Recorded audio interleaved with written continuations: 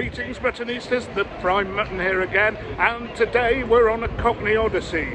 Not to see Manchester City playing a league game, but this time, when the games are coming thick and fast, we have an FA Cup semi-final to deal with. Arsenal lost last night, and I'm deep in Arsenal territory at the moment. City had a great result at Bayern Munich in midweek. So, are the stars aligning for City in all three competitions this season? Well, let's find out today when we take on Sheffield United in the semi-final of the FA Cup.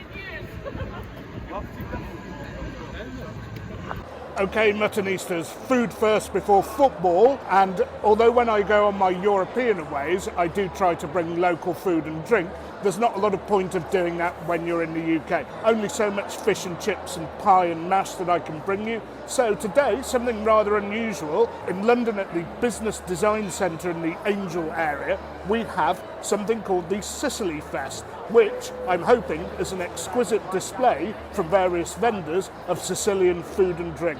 Very much my sort of thing.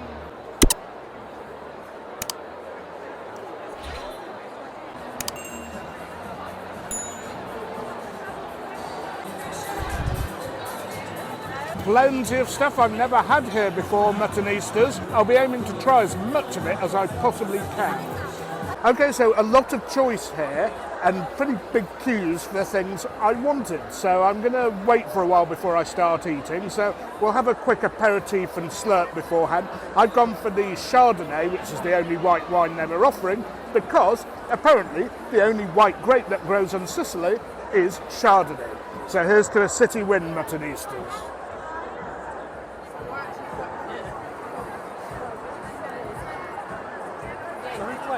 Okay, first up, my friends thankfully managed to get into one of the queues, and I'm going to try pistachio pesto pasta with sausage. Bit of a tongue twister, that one.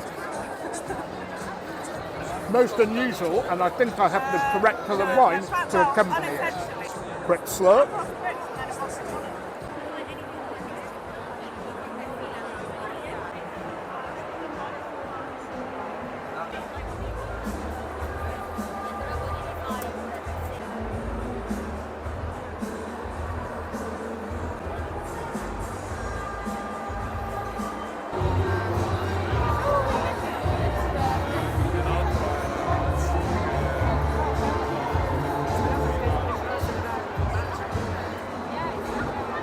On to arancini. This is Sicily's most famous street food item, and it comes in a whole range of flavours you can have with ragu, vegetarian. This one is with cheese and ham.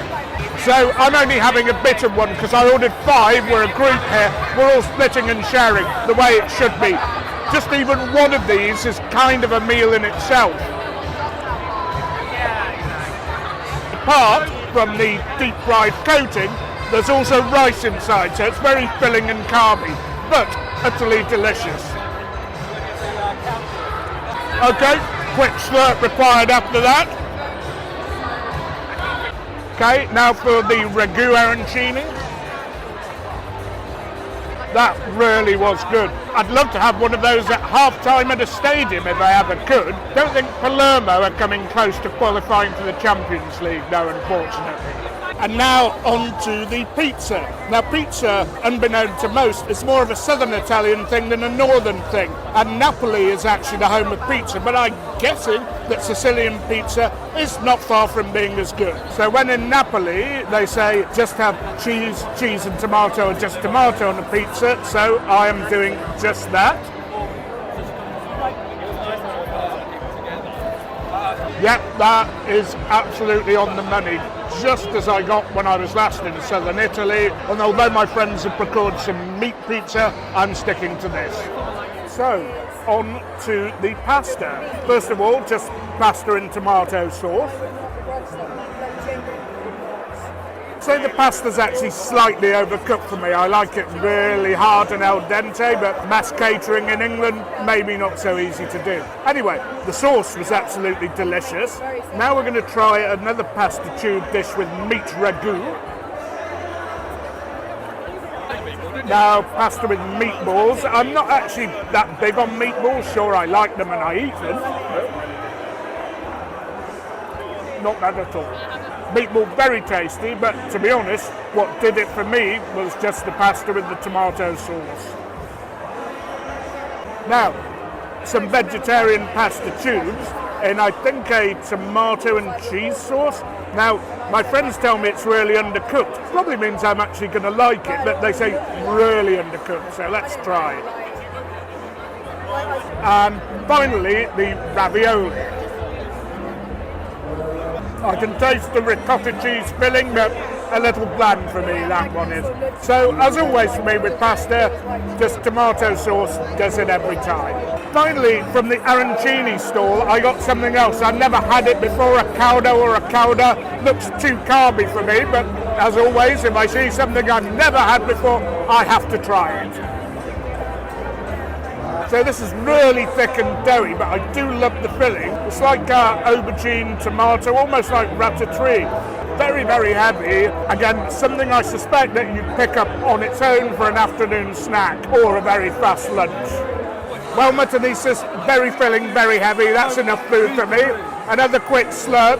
And before we go to the pub and talk football, I'm going to try Sicily and possibly Italy's best dessert and an Italian coffee. Okay, folks, queue's too long. Plan B, a pint for dessert instead. A far cry from the steins of lager in Munich. We're on the pale ale today, but I'm sure some of you would approve of my choice of dessert.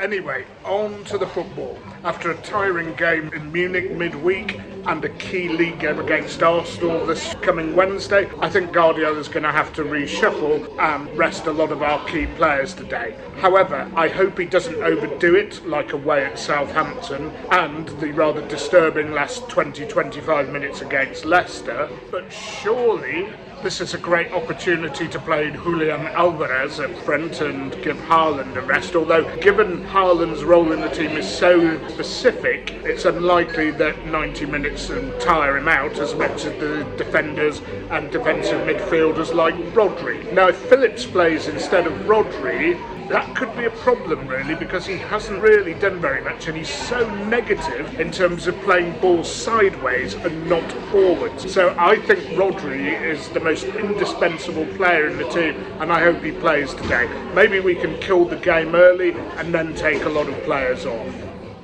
Nathan Ake most definitely won't be playing today, and it'll be interesting to see how Guardiola now shuffles the defence so we can play the three centre-halves and Stones flip-flopping between right wing when we don't have the ball and central midfield when we do have the ball. I'm guessing Rico Lewis will play today, but I'm not sure tactically how that will work out because he does much of the same stuff on the other flank.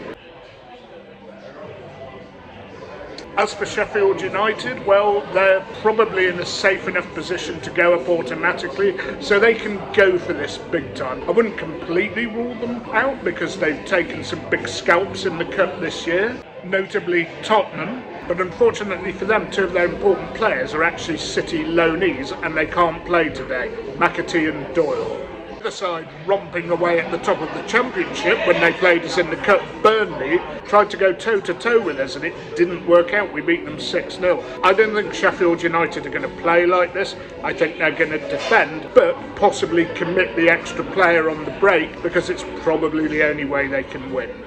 With all that in mind, as long as Guardiola doesn't weaken the team too much, I'm going to go for a 4-1 win to City today.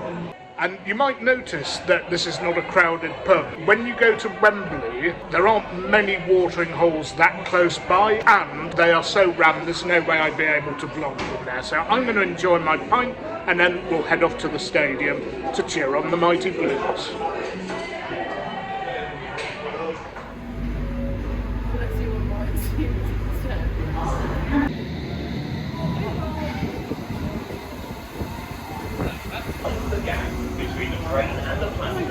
Anyway, Muttonistas, as I was waiting for the tube, the team news came out. Kyle Walker, for the first time in ages, starts at right back, and Sergio Gomez, for the first time in even longer since that stinker he had at Southampton, comes in at left back. Centre back, we have Akanji and Laporte, so Diaz and Stones are getting a rest.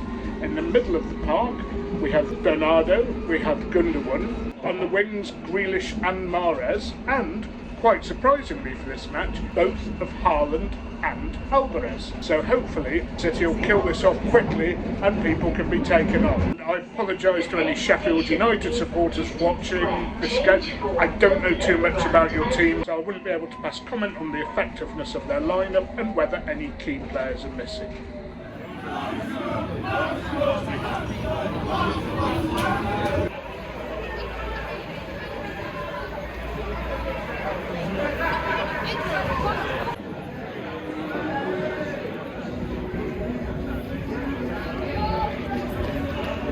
Well, here we are, folks, at Wembley Stadium.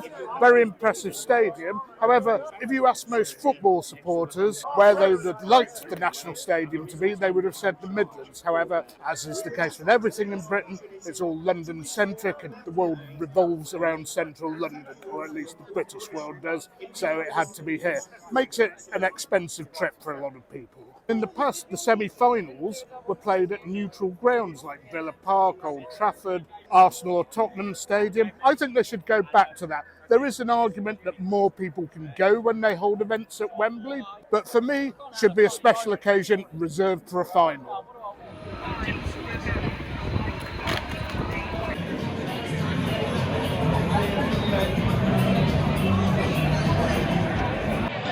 Not too long to queue for security and to get through the turnstile. However, only about 8 minutes to go, so just time for a swift half-vote.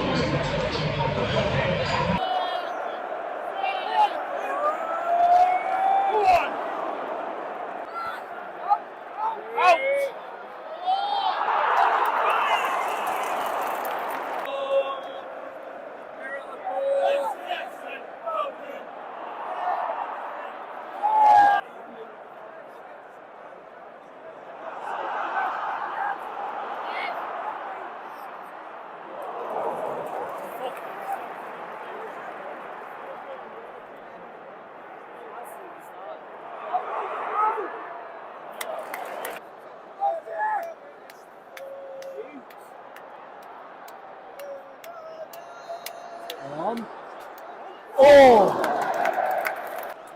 Well, we're 22 in here, and not much has happened. Sheffield United did have that one good chance early doors, forcing a good Ortega save. And the thing that's concerning me at the moment is Sergio Gomez, getting skinned down his side. He didn't impress me last time out, and he's not doing so much to impress me now.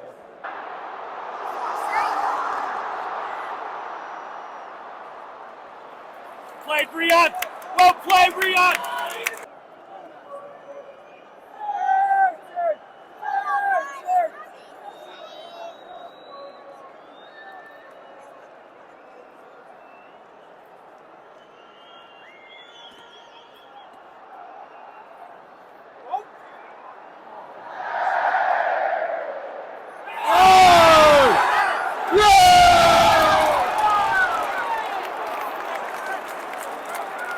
Well, they all mocked Grealish for his initial attempt, but Bernardo Silva, his feet were way too quick for the Sheffield United defence, and a richly deserved penalty to City.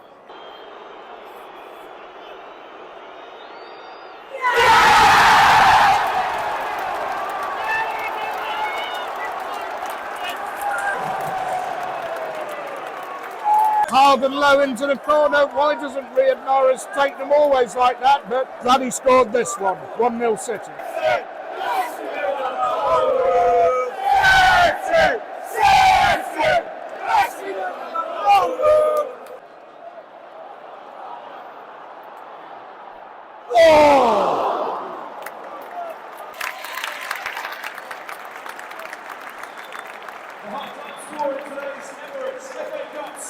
Half-time, City won, Sheffield United 0. And for most of the first half, I thought City lacked guile and craft. Gomez, again, didn't do that much going forward or passing the ball forward and was looking a little suspect down his wing. Not so much to add, really, except for after the initial burst they had, Sheffield United didn't do very much here to defend and hit on the break. And I was expecting to be talking about how well they defended and how City looked a little bit leaden-footed and not really doing enough to make penetrating runs and passes and create chances. But towards the end of the half, a terrible time for them to concede. One of their defenders, I don't know who it is, made a pretty bad mistake, fouled Silva, and Mahrez, who used to be our penalty taker before Haaland, struck it home. Look at the ones he's missed in the past. He usually misses them when the pressure's on, so he needs to deal with that. Anyway, look forward to the second half. One more goal, I think, will finish this off. Oh, and I've managed to get a half-time point, which I often don't at the Etihad. They have a little real ale stand where they sell Courage Bitter. More my sort of thing than the normal lager you get here, but I have to admit I did have a little help from my friends to procure this pint. Shoot! Oh! Give it in! Give it in! Fucking...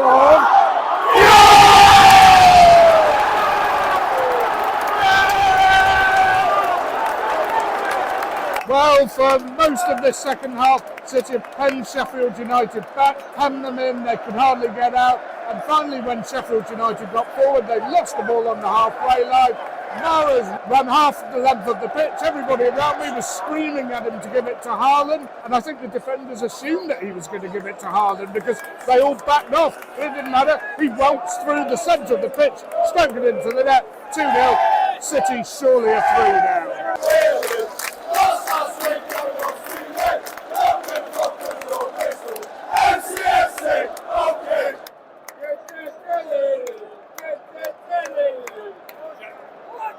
What is shit?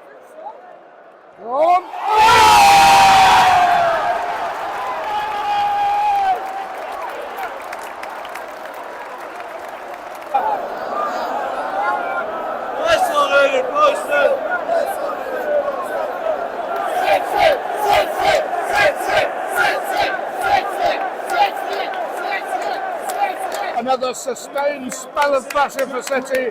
Ball sent over to the right to Grealish, bided his time, slotted it over to Mahrez, who hit a hard shot towards the corner of the goal. Keeper got a hand, but that, folks, is Game 7 match. 3-0 City.